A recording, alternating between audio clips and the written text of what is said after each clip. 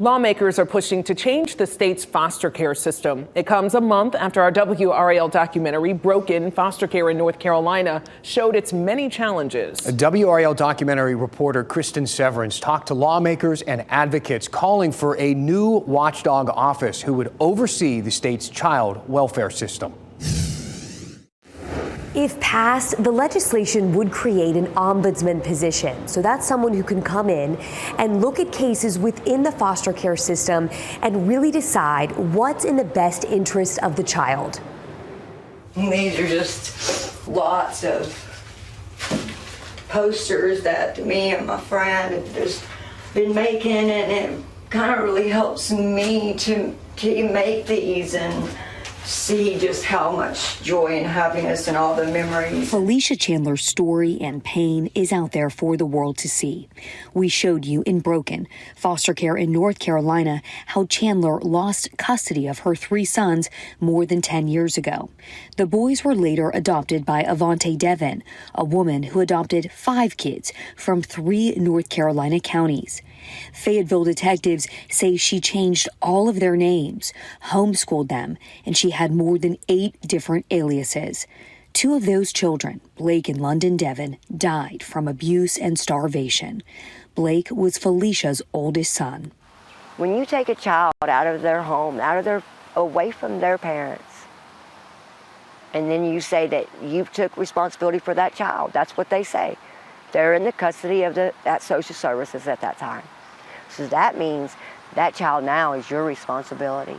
Now, lawmakers, advocates, and foster care parents are calling for big changes to the system. It's about time, is my first response to that thought. Gail Osborne has fostered 40 kids and is the executive director of Foster Family Alliance of North Carolina. And it seems that there's lots of questions and lots of things that are happening across the state that just kind of make you wonder, who is really watching over this? Lawmakers like Republican Senator Steve Jarvis know this world well. His mother fostered 18 kids while he was growing up. I'll go to our the last child that my mother fostered. We got her at 4 days old, and she left our house at 4 years old. After my parents tried to adopt, and they would not allow them to adopt. They said they didn't get in the system soon enough. And she was pulled from our arms, screaming and crying. The only parent she ever knew in life. He and others believe an ombudsman, a person brought in to look at cases and complaints, could be one part of the solution. And you've got an outside source to look at it from a different lens. The Child and Family Welfare Ombudsman Office bill was just filed in the North Carolina House. The office would be responsible for advocating on behalf of kids and families in the welfare system.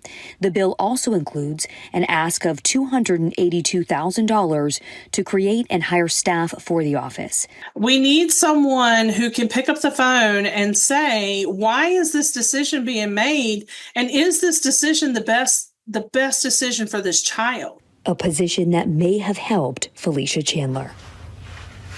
At least nobody can take these from me, Nobody can take these memories from me. In Raleigh, Kristen Severance, WRAL News. And the bill passed its first reading, as it is headed to the Appropriations Committee now. You can watch the entire documentary, Broken, Foster Care in North Carolina, on WRAL.com right now. Just go to our documentaries section.